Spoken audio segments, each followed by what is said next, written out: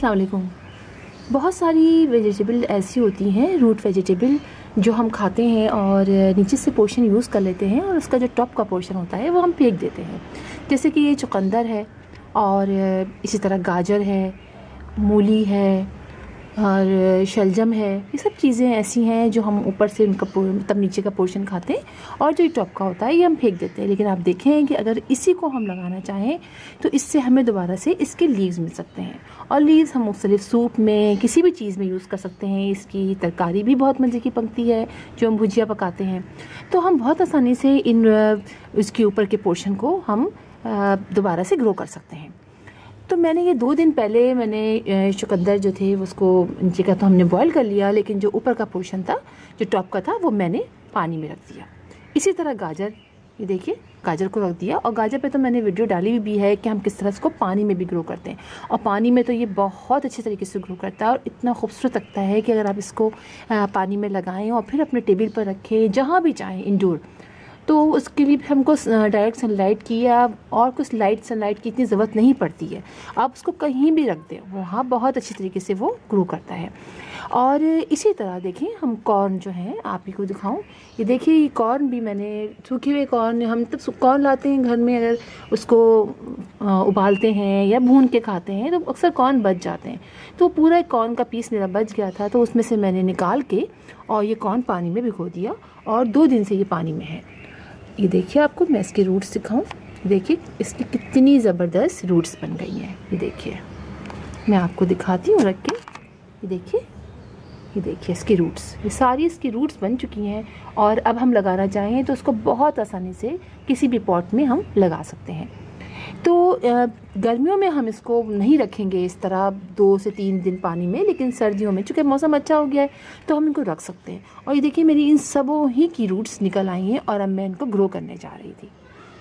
तो हम इस तरह से कोई पुराने अगर बच जाते हैं, पिछले साल का अगर बच जाए या इसी साल का हो और इस तरह से कॉर्न को हम लगा दें तो देखिए बड़ी आसानी से हम इसको लगा सकते हैं। और इसी तरह इसको लगा सकते हैं। तो मैंने पानी बहुत ज़्यादा नहीं डाला था, पानी देखिए कितना कम है, ये आप देखिए कितना कम पानी है इसके अंदर। और सब मैं किचन में आती जाती तो मैं इसको हल्का सा ऐसे हिला देती ताकि ये ख़राब ना हो पाए। अब हम इसको लगाएंगे और इससे जो तमाम लीव्स निकलेंगे उसको हम बआसानी मुख्तलिफ सैलेड वगैरह में और वैसे भी खा सकते हैं। हम तो ऐसे ही बग़ैर पकाए भी खाते हैं, कच्चा भी खाते हैं, तो बहुत मज़े का लगता है। तो इसके लिए मैंने पॉट ले लिया है और पॉट के अंदर मैंने इक्वल क्वांटिटी में अपने घर की सॉइल और गोबर की खाद और बालू मिट्टी डाली है इस पॉट के अंदर। तो हम जो ये चुकंदर है इसको हम लगाएंगे। इसी तरह हम मूली भी लगा सकते हैं और इसी तरह हम शलजम भी लगा सकते हैं। और हमें नीचे शलजम नहीं मिलेगा, चुकंदर नहीं मिलेगा, बल्कि सिर्फ लीव्स मिलेंगे। और फिर जब फ्लावर निकलेगा उसमें जब सीड बनेंगे वो बोएंगे तो फिर पूरा चुकंदर बनेगा। तो चलिए हम इसको लगाते हैं पॉट के अंदर। मैंने ले लिया और मैंने इसको हल्का सा मॉइस्ट भी कर लिया है। अब हमें सिर्फ इसको हल्का सा इसको अब ऐसे करेंगे और हम इसको इसके अंदर रख देंगे। चूँकि ये निकल आए हैं लीव्स, इसके निकल आए अच्छे खासा, तो हम बहुत ज़्यादा इसको अंदर नहीं दबाएंगे, बस ऐसे दबाएंगे। देखिए इसको ऐसे दबा देंगे ताकि ये लीव्स बाहर रहें। और चंद ही दिनों में आप देखेंगे कि इसके लीव्स बड़े बड़े से निकल आएंगे जो बहुत ही अच्छे लगेंगे। एक तो देखने में भी अच्छे लगेंगे, ऊपर से उसको आप यूज़ करेंगे तो बहुत मज़ा आएगा। तो ये जो मेरे पास 3 है, इस 3 को मैं लगाऊंगी इसके अंदर ऐसे करके और इसके ऊपर आप यहाँ से ये डाल दें पट्टी, बस ये लगा दिया। और ज़्यादा पानी नहीं डालना है, लेकिन इसको डायरेक्ट सनलाइट में रखना है 3 से 4 घंटे, तब जाके इसकी बहुत अच्छी ग्रोथ होगी। अगर हमने डायरेक्ट सनलाइट में नहीं रखेंगे तो ये ख़राब हो जाएंगे, चूँकि इनको धूप की बहुत ज़रूरत होती है। जितनी भी प्लांट्स होते हैं जो हम सब्जियों वगैरह के, उनको बहुत ज़रूरत होती है डायरेक्ट सनलाइट की। अगर हम डायरेक्ट सनलाइट में नहीं रखेंगे तो ये ग्रो नहीं करेंगे। और जो ये कॉर्न है, जो बाकी कॉर्न है, ये हम लगा देंगे। ये छोटा सा हमारा जो ये प्लांटर मैंने बनाया है इसके अंदर लगाएंगे। उसके बाद हम इसको जहाँ चाहेंगे शिफ्ट कर लेंगे, क्योंकि ये हम सीड स्टार्टर के तौर पे यूज़ कर रहे हैं। ठीक है, अब ये कॉर्न देखिए ये किस तरह से ये नीचे का ना, ये इसको ऐसे लगाना है, इसको ऐसे लगाना है, हल्का सा इसको गैप कीजिए। इसमें भी वही सॉइल मैंने ली है, इसको ऐसे रखिए और इसको बंद कर दीजिए। ठीक है, इसको हमें बंद करना है, तो हमें सारे ऐसे ही करना है। हमने ये लिया और थोड़ा सा गैप किया उंगली से, इसको, ये तो इसमें तो खैर अभी बना नहीं है, इसको ऐसे रखा और इसको बंद कर दिया। बस सारे हमें ऐसे ही करने हैं। ये इसके रूट्स बन रहे हैं, इसको रूट्स को नीचे की तरफ किया और इसको बंद कर दिया। तो इस तरह सारे आप लगा लें और फिर इसके अंदर पानी डाल दें। और जो मैंने ऊपर लगाया है इसके अंदर भी हम पानी डाल लेंगे, लेकिन बहुत ज़्यादा नहीं डालेंगे, इसलिए कि ऑलरेडी मैंने उसको गीला किया हुआ है। तो अब थोड़ा थोड़ा सा पानी मैं इनमें डाल देती हूँ और बस। अब फिर मैं आपको इसकी अपडेट भी दूँगी। और जो हमने लगाए हैं नीचे यहाँ पर कॉर्न लगाए हैं, बाकी कॉर्न में थोड़ी बहुत लगा दूँगी। इसी तरह बिल्कुल गाजर भी लगा सकते हैं हम। इससे क्या होगा, हमारी देखिए छोटे छोटे से इसमें स्प्राउटिंग शुरू हो चुकी है। ये देखिए इसमें स्प्राउटिंग शुरू हो चुकी है।